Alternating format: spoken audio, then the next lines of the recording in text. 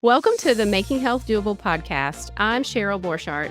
And I'm Sarah Shaw. And together we're your hosts on this journey as you learn what it takes to live well.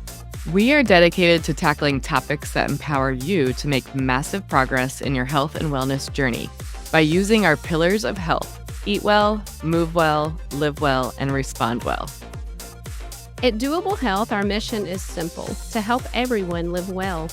As a team of physicians, board-certified health coaches, and law enforcement experts, we're here to serve employees and first responders with coaching, workshops, and masterclasses designed to conquer stress, anxiety, and burnout.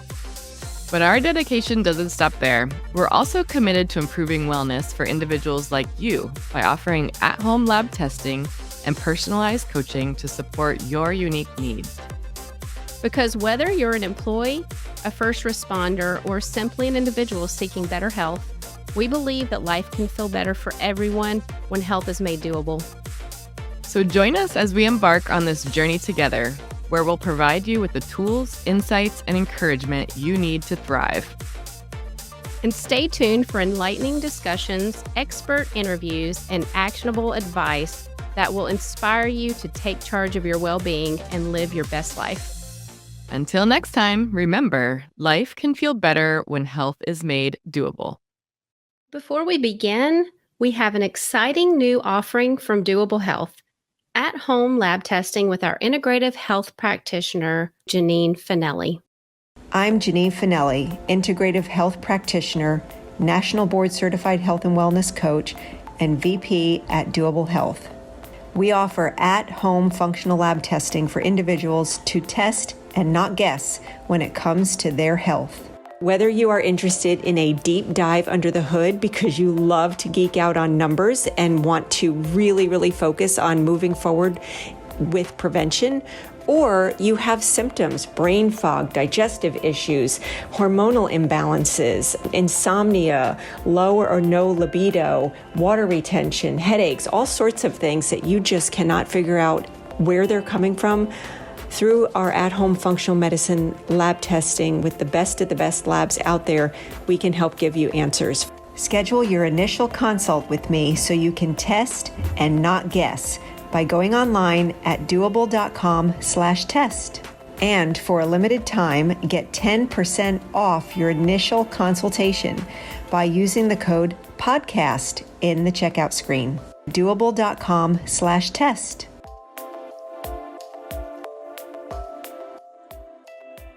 Welcome to today's episode. Today I'm joined by Justin Thomas, who is the president and CEO of Doable Health and is also a National Board Certified Health and Wellness Coach. Justin is the health benefits consultant for Bull Benefits, which is a Doable Health company, and he has experience ranging from tech to the nonprofit sector and enjoys dreaming big and helping others to do the same. An interesting fact is that Justin is also an ultra marathoner. And today we're going to be talking about our favorite de-stress techniques. So welcome, Justin. Thank you for that intro, Cheryl. And congrats on launching the podcast here. This is really exciting. Yeah, well, thank you for helping us out here today with some de-stress techniques. And I know we're going to talk a little bit about some of the science out there. We'll also dive into some of your favorite things that you use in your life. And we'll even talk about, is it realistic to expect that we won't have stress in our lives? I think that can be a misconception for a lot of people. So before we get started, Justin, if you're a baseball player, what would your walk-up song be? Let's see. My walk-up song would be Jimi Hendrix, All Along the Watchtower. So for those that aren't familiar with that, that's an old Bob Dylan song, but then Jimi Hendrix redid it, and it's got a fast pace, and it was one that I enjoy. It kind of gets my heart racing in a good way. Like you said, like stress can be a negative, but it also can be a positive. And so Jimi Hendrix, All Along the Watchtower, is a favorite of mine. Oh, great. Thank you. Yeah, I used to always go to the Atlanta Braves games when I lived in Atlanta, and I never knew what a walk-up song was. So I thought that would be something fun that our audience would like to learn about you. So as we get into today's topic, will you help us and our listeners to understand why stress is such a big topic for a lot of people, especially in the health world. And why is stress so bad for us and for our health? I'll start with a story. And so the first time that I realized that stress and anxiety has negative consequences was when I was dreaming big. As you mentioned in the intro, like that's something that I would like to have a purpose in life. And we all do, probably, like a reason for doing the work we're doing, maybe our family. And so about a decade ago, I had a big dream of going back to school and to get my Mm. MBA. So there was an obstacle, though, in the way of my dream from going from, being here in the US to living abroad with my wife while doing this MBA program. And that obstacle was the GMAT. And so for those not familiar, that's the test that you have to take, kind of like the SATs. But this is specific to getting into grad school in an MBA program. So I took the test a little bit casually and got my results back, and then started looking into the program that I wanted to attend, which was one in Dublin, Ireland. And I realized that I didn't get the minimum score that they required. And Mm. so all of a sudden, this dream I had is like being taken away before it's even a possibility. And it was really embarrassing. Like, how did I not score the minimum that this program needed? And so that started a little bit of this anxiety. And I looked at my results and realized, oh, I think that I can do much better on the math part. So I worked with a friend of mine, went through some tutoring sessions with them, and only concentrated on the math section of this. So I was Mm. preoccupied with this, focused on it, and stressing out about it. And how this relates to our conversation today is I take the test for the second time and I get my results back. I did horribly on the math, but I excelled in the vocabulary where I had not done any study whatsoever. And so the moral of the story to me was, oh, this is what the danger of stress and anxiety is when we overcomplicate our lives with adding unnecessary stress and fixating on a problem to the point where it's doing more damage than good. And so, Mhm. fortunately, I had that mini case study and I realized that, and I was able to get even through my mistake of stressing out about math. Unfortunately, because I didn't stress about vocabulary, I did great with it. And I got the score that I needed to. Even with that, honestly, it was like, at the bottom level of what I needed, but I made it. So, all that to say is stress has a real impact into our life. And that's a quick story Yeah. that I wanted to share to start off our chat with. When you were doing that and studying, maybe even taking that test, did you notice any things like manifesting? Like, did you have sleeping issues? Did you experience any of the signs that we hear about? You know, this was before I was trained as a health coach, and I was Mhm. not very in tune with how I was feeling. I would just not even check in with myself. And so, Mhm. as we sit here today, 10 plus years later, I have the hindsight of looking back at that time, and I would have seen other clues that, yeah, this is impacting me. This isn't the right strategy. I don't think this is actually serving me well, with just, being more anxious and not being able to relax and being fixated on this problem, probably the mental part of it. Also, migraines. So I would have migraines Mm. where I'd have blurry vision, and Uh-huh. that was related to diet and stress as well. So I don't know if I experienced any during the studying of the test, but certainly in that period of my career, there was a moment where I was traveling to a client site, and that's stressful enough. It's like you're leaving your home, you're traveling, getting on a plane, doing the whole business travel bit, and then you're in front of clients, and there's a little bit of performance, and you're trying to make this a success. And during that trip, we had a very stressful moment where two of my colleagues were fighting essentially and having a little bit of this power struggle of who was in the lead for it. And I remember this is day 3 of the on-site visit, and I'm not in the client meeting. I'm actually sitting in the parking lot in my car because I've got this migraine and I'm just trying to sleep it off. Like I'm just trying to close my eyes. And Mhm. how migraines impact my body is the blurry vision and just having a headache. Mhm. And you can just sense your whole body being drained. So that's how stress is commonly manifested with some people. Mhm. And it's interesting because it can sneak up on us in different ways where I felt like I was fine. Like I felt like I was being the peacemaker, honestly, for the first Mhm. couple of days. And without being aware of my body. And I think that's the benefit of going through training and as a health coach, but you don't have to be trained as a health coach to just identify the importance of checking in with yourself and Yeah. knowing like, oh, I am breathing a little faster, or I am pacing Mhm. around, or I'm not sleeping as well. Like I need to be aware of that. And that moment, both studying for the GMAT, failing, and then tanking on the test in the specific part that I had overstudied for, and then sitting in the car with a migraine, realize how did I get here? And it was because Mhm. I hadn't identified within myself, like, oh, the stress levels are rise. Building. I stop that? How do I make an intervention that's going to be effective so that I can be at my best, right? Like I'm not going to score a perfect score on the math, but I can be at my best if I study without stressing out about it. And then how do I be a peacemaker with colleagues without stressing out about it, where I am now useless in the car and just hoping and praying that they're getting along in front of the client. So it matters how we deal with stress. Mhm. Yeah, and I know that there are a lot of statistics out there, especially surrounding doctor visits. And you can go on a lot of the popular Mm, websites. I think like American Heart Association, a few of those have the statistics of how many office visits are related to stress. And it's something like over 75% of reasons that people go to the doctor are for stress symptoms, stress related symptoms. And those can come out in so many different ways. We'll talk about that some as we explore this mm. today.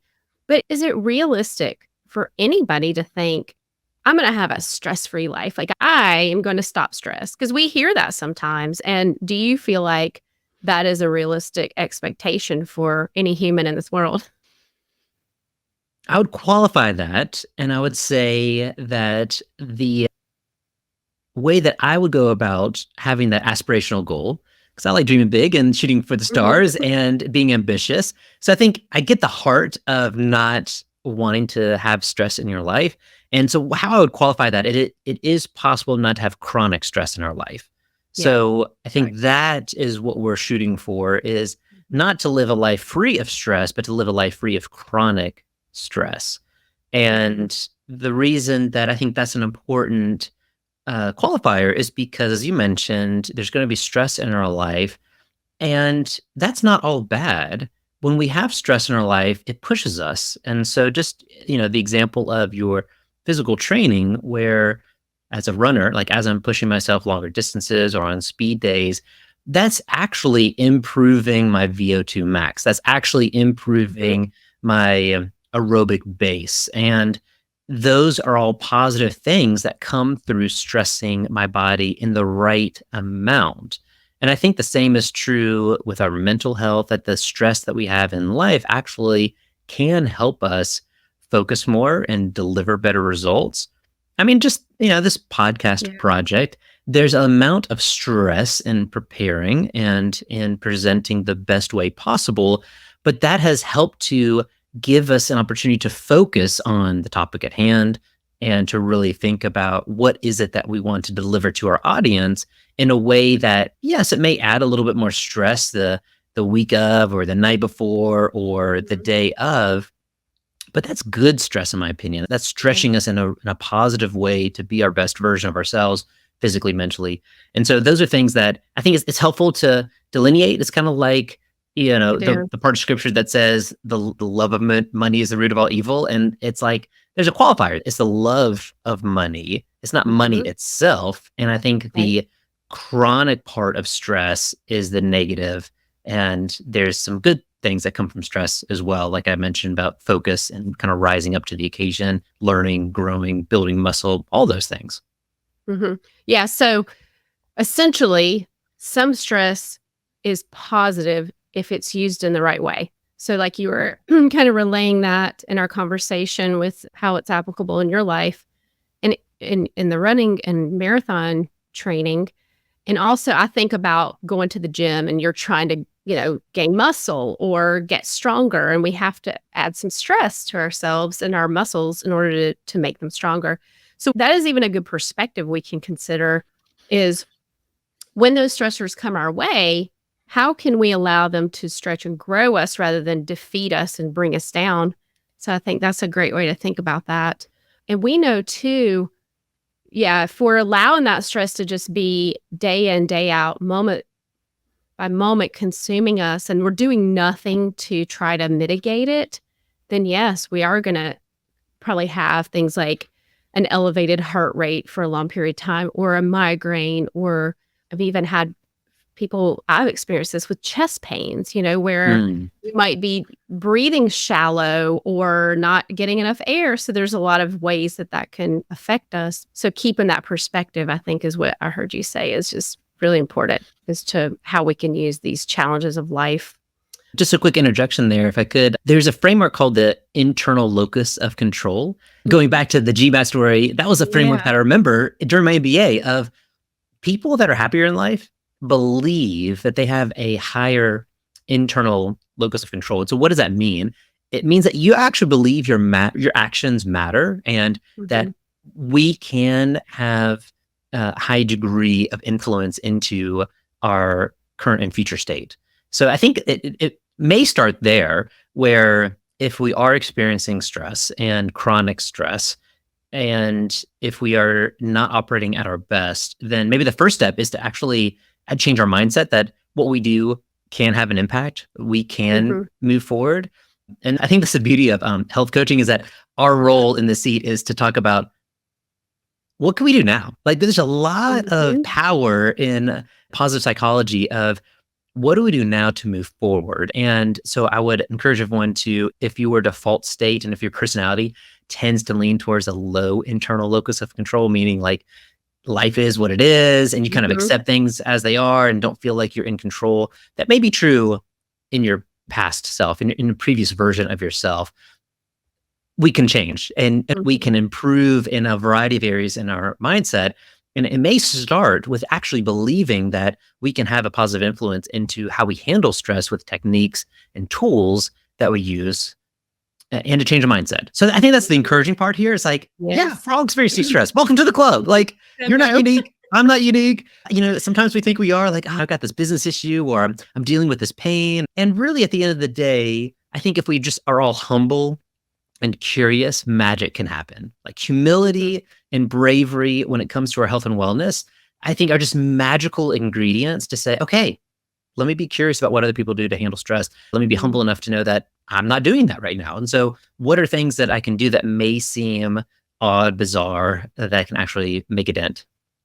Yeah. And we know there's a lot of techniques, a lot of things out there that are, said to be able to help us with our stress. And so is there some science behind what we can do to blunt the effects of stress on our health? Are there things out there that have been studied and have been shown to work?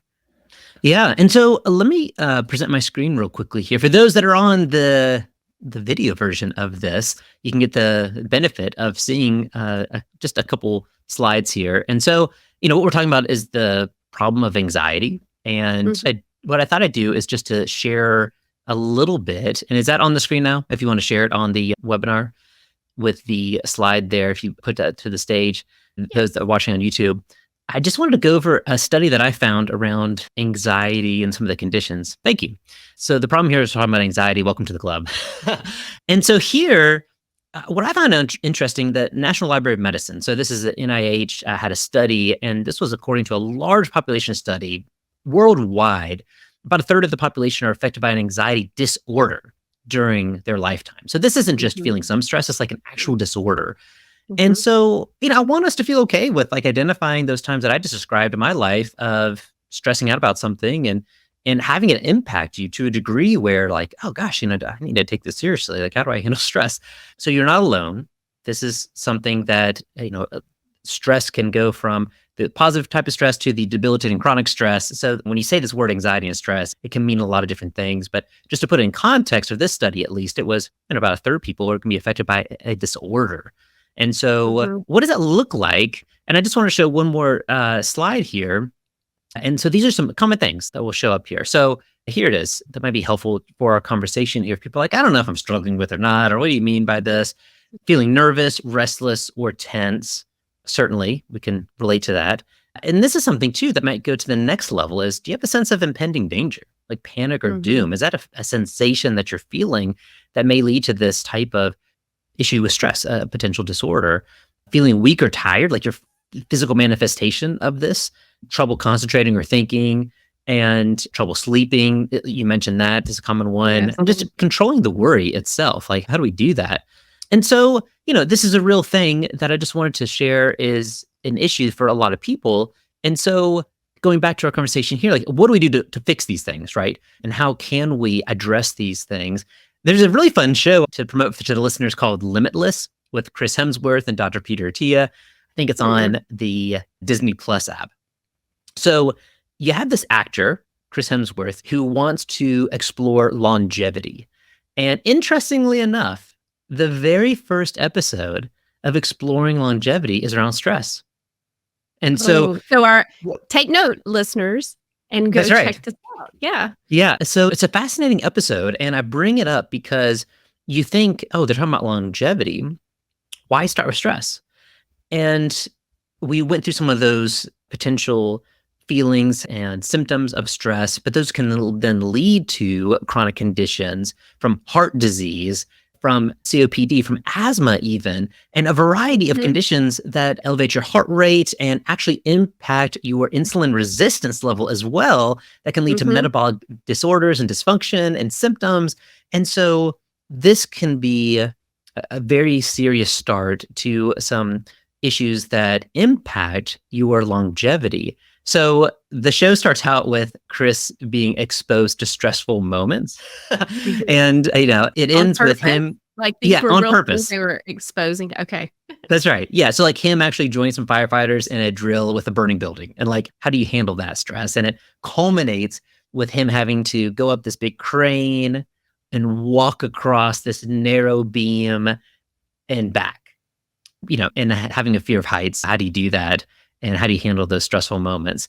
So I just thought that was appropriate to bring up in our chat is how stress can impact our longevity. And so the tools that they were going over with him, I thought would be helpful to chat about here.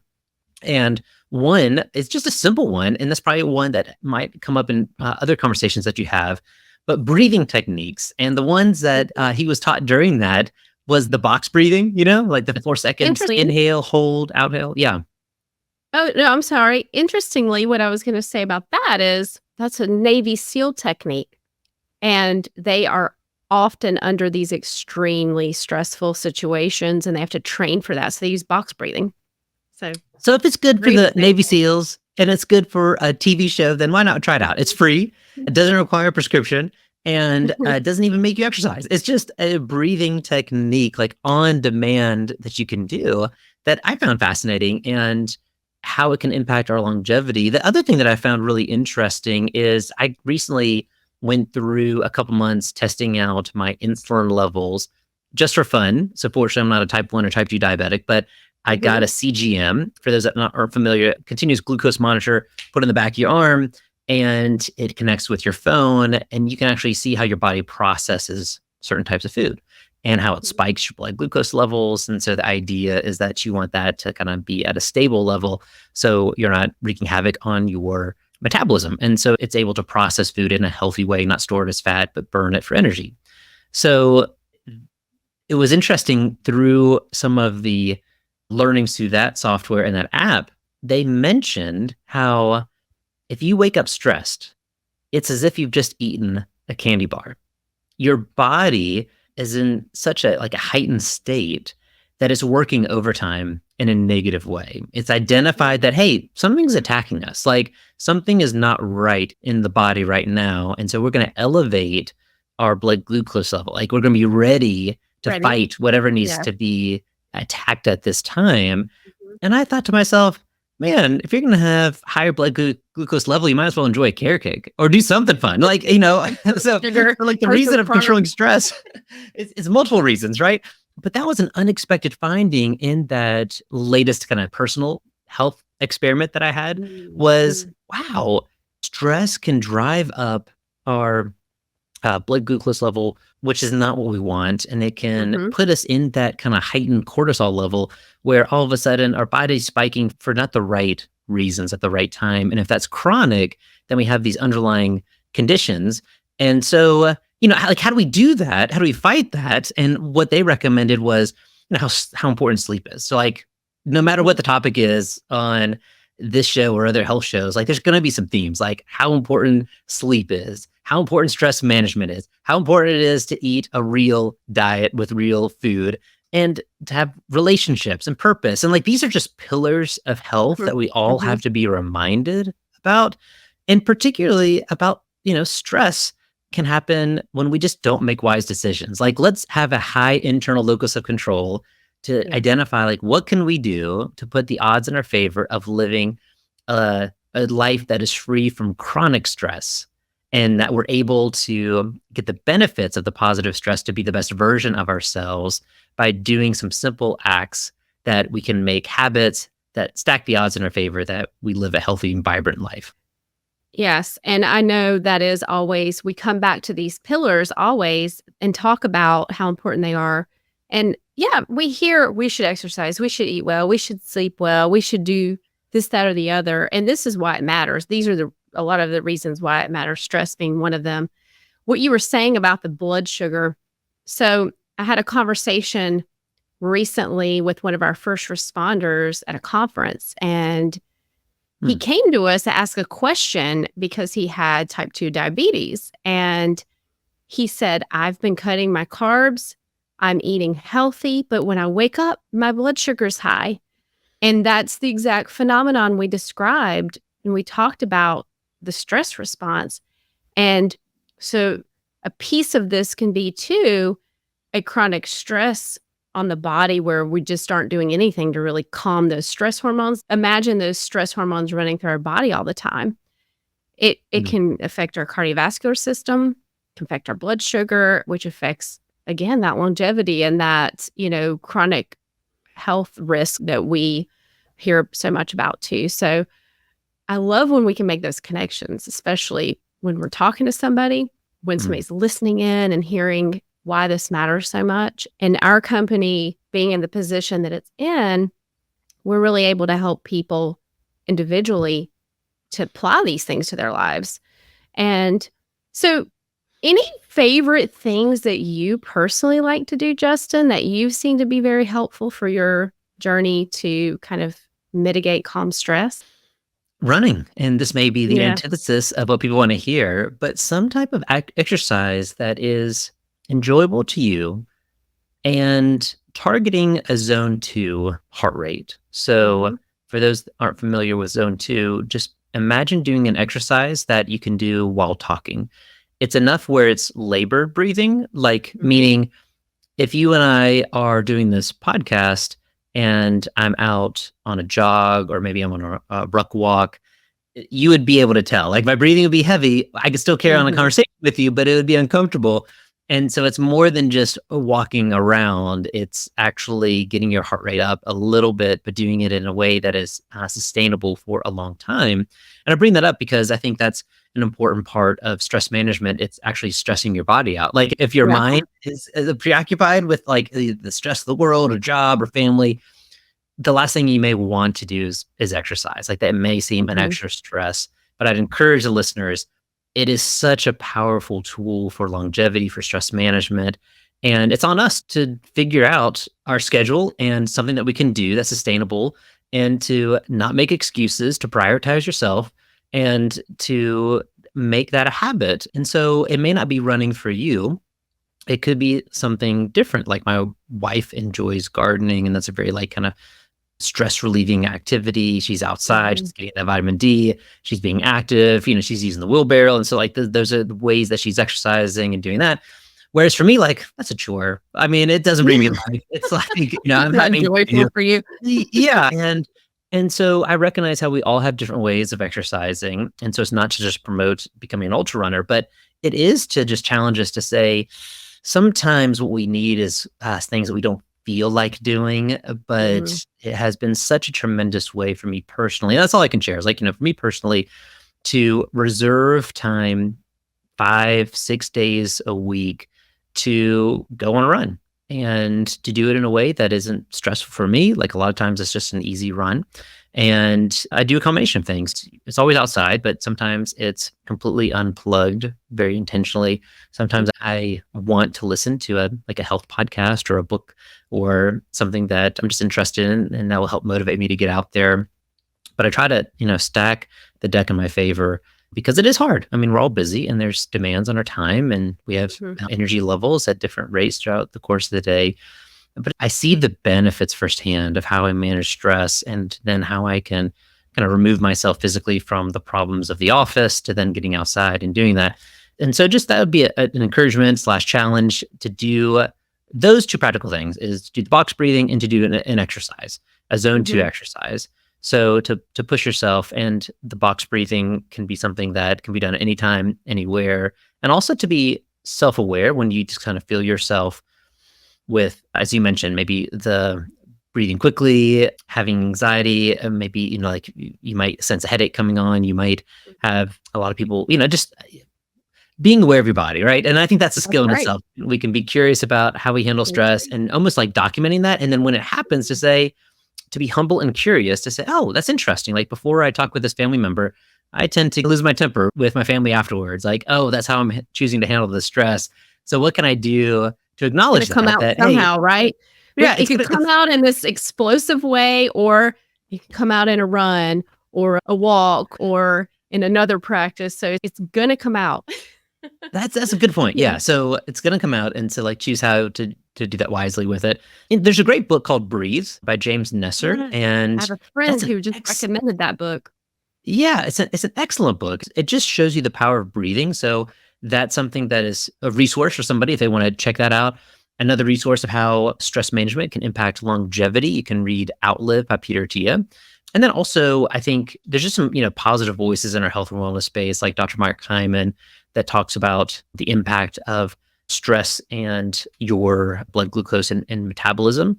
And the last one that I mentioned is the Levels Health podcast, specializes in how stress impacts blood glucose levels as well. So if you're interested in those topics or want to dive deeper into it, there's all things available. And then, of course, we have our Doable Health app that has some good resources in it as well, including some different breathing techniques and diet and exercise routines as well. So we all need help, and just be curious and brave to, tackle the stress before us. And the goal is not to get rid of 100% of stress, but the goal is to not live with chronic stress and to believe that you can actually make an impact. And we can. Mm-hmm. Yeah. And knowing those signs and symptoms and knowing how they may come up for us, like you said, knowing our bodies, knowing if this could potentially be a symptom I'm having, and could that be connected to how my stress levels are and how I'm working to take care of those. Thank you, Justin. I appreciate your wisdom and sharing some of your favorite things with us today, and hopefully have you back on very soon. Cheers. Yeah. Thanks for the opportunity to talk about stress. Hopefully this encourages others on how to manage it and making health doable, right? Like that's what we want to do. It's so confusing. It's so hard. There's so many different voices in the space. So hopefully this has encouraged others, and thanks for the opportunity. Thank you. As we wrap up another insightful episode of Making Health Doable, we want to express our gratitude to you for joining us on this journey toward better health and wellness. At Doable Health, we're not just a podcast. We're a dedicated team of physicians, board-certified health coaches, and law enforcement experts. And together, we're on a mission to serve employees and first responders, providing coaching, workshops, and masterclasses tailored to conquer the challenges of stress, anxiety, and burnout. But our commitment doesn't stop there. We're also passionate about improving wellness for individuals like you, offering at-home lab testing and personalized coaching to support your unique needs. Because at the end of the day, whether you're an employee, a first responder, or simply an individual striving for better health, we're all human. And we firmly believe that life can feel better for everyone when health is made doable. So as you go about your day, remember that you're not alone on your journey toward wellness. We're here to support you, encourage you, and provide you with the tools you need to thrive. So stay tuned for more inspiring conversations, expert insights, and actionable advice in our future episodes. Be sure to like and subscribe on your podcast platform. And don't forget to visit our website at dooable.com, dooable.com, for additional resources and updates. Until next time, remember that health is within reach. And together we can make it doable.